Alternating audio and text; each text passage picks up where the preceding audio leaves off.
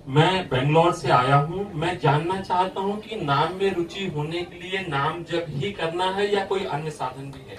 हाँ, उसमें अन्य उसकी उत्साह वर्धन के लिए सबसे प्रधान साधन है सत्संग। साधन को हरि भजन है, कह सत्संग सहाय।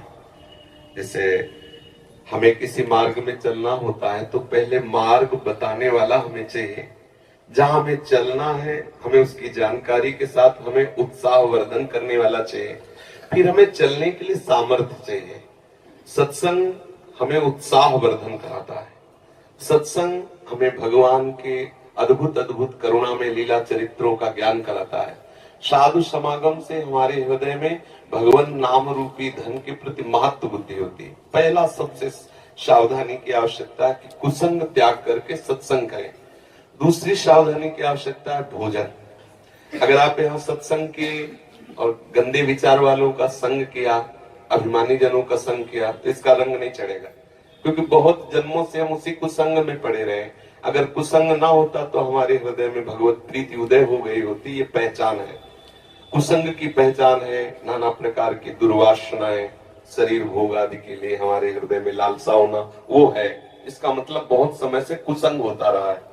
अब कुसंग के संस्कार अधिक होने के कारण सत्संग के संस्कार जब अंदर जाएंगे तो कुसंग को भगाने की चेष्टा करेंगे, और कहीं कुसंग मिल गया तो कुसंग के संस्कार और पुष्ट हो जाएंगे।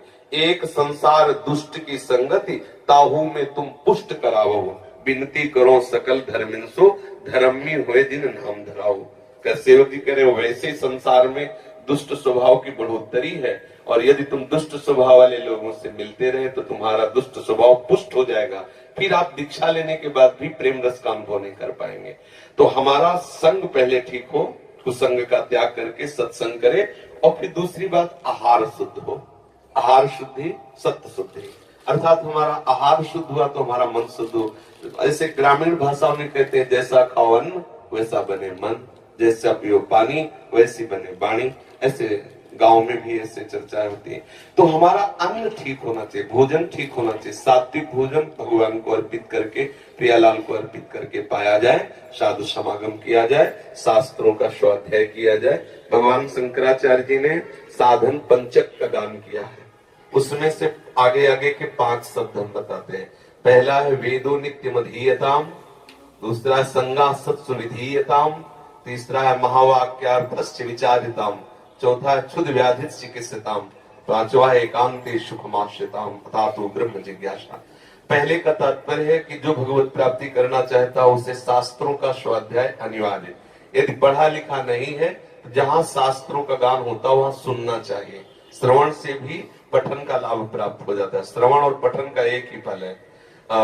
सेवक हरिवंश महाप्रभु ने कहा, श्रवण सुनत प्रापक रति राधा पद अम्बुज सुकुमार। यदि हम प्रियालाल की चर्चा सुनते रहे, वाणी सुनते रहे, तो हमें प्रियालाल के चरणों में प्रेम हो जाएगा। वेदो नित्य मधीयताम, शास्त्रों का हम नित्य स्वाध्याय करें या श्रवण करें। संगा सत्सु विधीयताम, हम संग करें तो महापुरुषों का संग करें, जिनके संग से हमारे अंदर के विकार मिट जाएं, जिनके संग से प्रभु प्यारे लगने लगे, जिनके संग से हमें संसार के भोग के प्रति हे बुद्धि हो जाए, ऐसे संतों का हम संग करें। और महावाक्यार्थस्य विचारिताम, जो महापुरुषों ने अनुभव किया है, वो जो वचन बोलते हैं, वैसे यहाँ महावाक्य का तात्पर्य तो अहम ब्रह्मास्मादि से है, लेकिन हम उसको इस रूप में लेते हैं कि जो संत महापुरुषों ने जीवन में अनुभव करके और वो शास्त्रों का सार वाक्य बोलते हैं, विचारिताम, वाक्यार्थस्य विचारिताम, हम उनके वाक्यों के अर्थ का विचार करें। जो संत जब कहते हैं हम उस विचार में डूबे, उसे आचरण में उतारे। फिर बात कही, क्षुध व्याधि चिकित्सिताम, क्षुधा रूपी व्याधि की चिकित्सा करें। देखो कैसी बात कही, चिकित्सा औषधि रूप में होती है। भिक्षान्नम औषधम, यदि वैरागी है तो भिक्षा का अन्न, और गृहस्थी है तो सत धर्म से कमाए हुए धन के द्वारा भगवद अर्पित करके अतिथि साधु सेवा करके फिर अपने उदर का पोषण करें। फिर एकांत सुखमास्यताम, अपनी दिनचर्या में कुछ ऐसा समय होना चाहिए एकांत में बैठ करके हम अपने आराध्य देव का बिल्कुल व्यवस्थित चित्त होकर के चिंतन करें। व्यग्र चित्त होकर नहीं, शांत चित्त होकर प्रभु का चिंतन, ऐसी दिनचर्या होनी चाहिए। अगर ऐसी दिनचर्या है तो नाम में रुचि हो जाएगी। खान पान ठीक हो, संग ठीक हो, विचार ठीक हो, आचरण ठीक हो, तो रोज नाम में उत्साह बढ़ता चला जाएगा। अब एक मटकी में चाहे जितना पानी भरो, थोड़ा सा छेद कर दो तो भरेगी नहीं, खाली होती चली जाएगी। ऐसे ही अगर थोड़े से गंदे आचरण, थोड़ा सा असाधन, तो हम नाम जब करते हो भरता नहीं है नाम का भाव, वो धीरे धीरे निकलता रहता है, बहुत समय व्यतीत हो जाता है, फिर हमें अश्रद्धा होने लगती है कि यार नाम जपने से कुछ लाभ तो मिला नहीं, अभी वही विकार बने हैं, अभी वही वासना है। सुनते थे नाम में आनंद मिलता है, लेकिन आनंद तो मिला नहीं।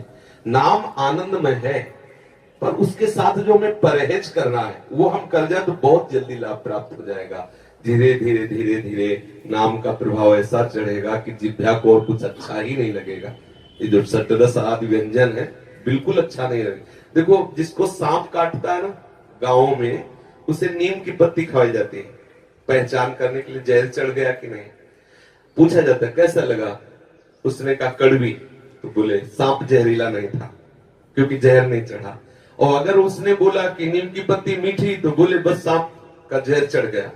संसार कैसा, दुखालयम, बोले नहीं मुझे सुखमय लग रहा है, बोले जहर चढ़ गया। ये काल रूपी सर्प का जहर चढ़ गया, क्योंकि विषय मुझे जो दुख देने वाले वो सुखमय लग रहे हैं। अब झाड़ने फूकने वाले अपना मंत्र शुरू कर देते हैं। संत महात्मा है झाड़ने फूकने वाले, उपदेश दे के मंत्र दे करके उसके विष को उतारते हैं, और जब तक वो विष नहीं उतरता तब तक उसे नीम मीठी लगती है। जब तक तुम्हें संसार के भोग अच्छे लग रहे हैं, तो समझ लो अभी जहर उतर नहीं रहा है। बराबर मंत्र जाप करते रहो, बराबर सत्संग करते रहो, और जहां जहर उतरा तो राधा नाम सुधा रसम रसी तुम जिह्वास्त में पियो। आंखों से आंसू आएंगे, जिह्वा से नाम निकलेगा, रोम रोम खड़ा हो जाएगा। ऐसा नाम महासुखमय है, पर हम अभ्यास करते रहे। जिन संतों को स्वाद मिला नाच नाच करके जगत को पावन कर दिया, हरि यश गा करके। इसलिए नाम जापक को चाहिए कि भोजन और संग दो पर दृष्टि रखें। भले उपवास करना पड़े, अशुद्ध अपवित्र जिसे हम जानते नहीं, जिसके चरित्र को हम नहीं जानते, उसके हाथ का ना पाए। पता नहीं कौन से आचरण करके कैसा लाया है भोजन, वो हमारी बुद्धि को कैसा प्रभावित कर दे। ये अगर दो बात ध्यान नहीं, संग और भोजन, तो हमारा भजन बढ़ता चला जाएगा।